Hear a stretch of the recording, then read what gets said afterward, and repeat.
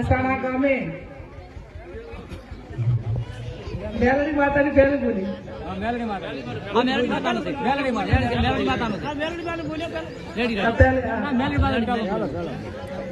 આજે અસાણા ગામે માં જગદંબા મેલડી માતાજીની પ્રાણ પ્રતિષ્ઠામાં આપની સૌની વચ્ચે ઉપસ્થિત છે એવા જિલ્લા પંચાયતના સભ્ય ભાવાજી,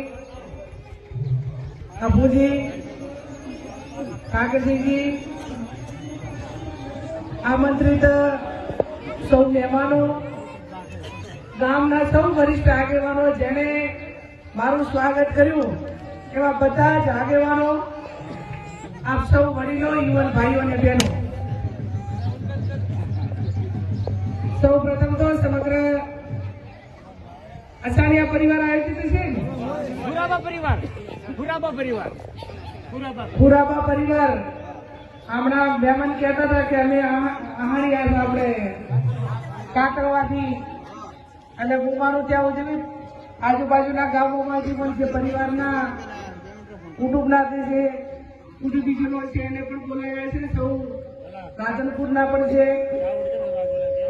મા જગદંબા મેલડી માતાને પ્રાર્થના કરું કે ગામનો હંપ કાયમી જળવાઈ રહે, ધાર્મિક કામો કરવા માટેની અને હંમેશા અસાણા ગામ એ ધાર્મિક કામ હોય કે ગામનું કામ હોય ત્યારે બધું સાથે મળીને ખૂબ સારી રીતે આજ સુધી તમારી પરંપરા રહી છે કે જયારે ગામની કે ધાર્મિક વાત આવે, ગામનું કોઈ સારું કામ હોય તો આખું ગામ કાયમી ભેગું થઈ કર્યું છે અને એવું ને એવું કાયમ કરતા રહેવું એવી મા જગદંબા તમને બધાને શક્તિ આપે એવી મા જગદંબાને પ્રાર્થના કરું છું. હમણાં જોગણી માતાજીની પ્રતિષ્ઠા થઈ એ ટાઈમે ખૂબ સારું મંદિર બનાવ્યું. વેરાઈ માતાજીની કૃપા, મેલડી માતાજીનું મંદિર બનાવ્યું. હનુમાન દાદાનું પણ કંઈક જે નાના મોટું હતું એ કર્યું છે. આ દેવોનું બધું જ ખૂબ સારું કર્યું છે. ગામની નિશાળ પણ સારી છે. પણ હવે થોડું શિક્ષણમાં વધારે ધ્યાન આપો. જેટલું આપણે શિક્ષણમાં રોકાણ કરશું એટલું આવનાર પેઢી માટે ઉપયોગી નીવડશે. અત્યારે દિન પ્રતિદિન જે જમીન છે એમાં ઘટાડો થવાનો છે, વધારો નથી થવાનો.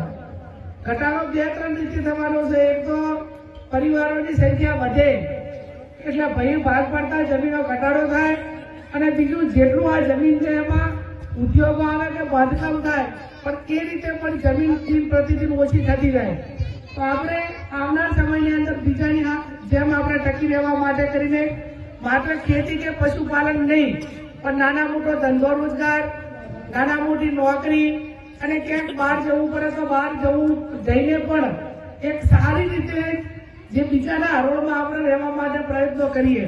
આ ધારવા કે આપણે અમૃતભાઈને રતનસિંહની ત્યાં આપણે સાણંદ આખો પરિવાર ત્યાં રહે છે. તમે જુઓ તો એમની જીવનશૈલી આખી અલગ છે.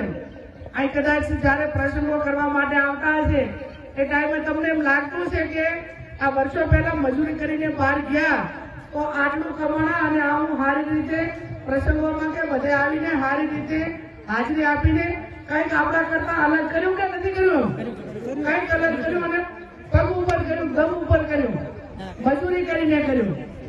મજૂરી કરીને કર્યું ત્યારે એના ઉપરથી આપણે પણ શીખ લેવી પડે કે એક રતનસિંહ લઈને આટલું કરીને આખા પરિવારના બધા કુટુંબીજોને લઈને ધંધા રીતે સેટ કરતા હોય તો ભણેલો હતો, હોશિયાર હતો અને કંઈક કરવાની તમન્ના હતી એટલે કર્યું. એમ શિક્ષણમાં પણ વારંવાર નોકરીઓ માટે લાઇબ્રેરીથી કરીને આપણે અનેક પ્રયત્નો કર્યા છે. ગામના બધા યુવાનોએ વારંવાર કોઈ પણ પરીક્ષા હોય તો એના માટે પણ મજૂરી કરી છે. પણ એવું નિરાશા લાવવાની જરૂર નથી કે એવી મહેનત કરી છતાં નોકરી ન મળી. જે મહેનત કરશે ને આજની તો કાલે ગમે એ રીતે ક્યાંક ને ક્યાંક એ મહેનત ઊંઘી નીકળશે. એટલે ધાર્મિક પ્રસંગો સાથે સાથે સમાજમાં, ગામમાં શિક્ષણમાં વધારો થાય, કુરિવાજો ઓછા થાય, બીજા ખર્ચા આડા હોય ઓછા થાય. અને આ ગામની અંદર એક ખૂબ સારી બાબત છે કે હું માનું છું ત્યાં સુધી ઓછામાં ઓછા પોલીસ સ્ટેશન રાખવું હોય તો આ અસાણા ગામ છે બાબતના હું તમને ખૂબ ખૂબ અભિનંદન આપું છું. અમુક ગામ એવા છે કે ગામની વસ્તી વધારે એના કરતા ફરિયાદો વધારે એની ગામની જે વસ્તી રહી એના કરતા અહીંયા ફરિયાદો વધારતી હોય અને ફરિયાદ કોઈ પણ દાખલ થાય તો ફરિયાદ દાખલ થાય ત્યાંથી કરીને વકીલથી કરીને ડોક્ટરથી કરીને પછી સોવટિયાથી કરીને જ્યાં સુધી સમાધાન ના કરો ત્યાં સુધી જે કેસ કર્યો છે જેના ઉપર એ પણ હાથે દીવી નાખે અને જેના ઉપર થયો છે આ ફરિયાદ કરવા વાળો અને આરોપી એ બે એકદમ આખા નેસ હોઈ જાય ધોઈ જાય અને અંતે તો પછી સમાધાન કરવું પડે એટલે આજે આ મેલડી માતાને એટલી જ પ્રાર્થના કરજો કે ભૈયામાં કુટુંબમાં હગાવાલામાં કોઈની ભૂલ આવે નાના મોટી કોઈ પણ બબાલ કે કોઈ પણ કારણોસર મન દુઃખ થાય તો મેલડી માતાને વધે રાખીને ન્યાય ગામના આગેવાનો હગાવાલા તોડવું પોલીસ સ્ટેશને ના દાદા અને ના છૂટકે પોલીસ સ્ટેશને જવું પડે તો એ વસ્તુ અલગ છે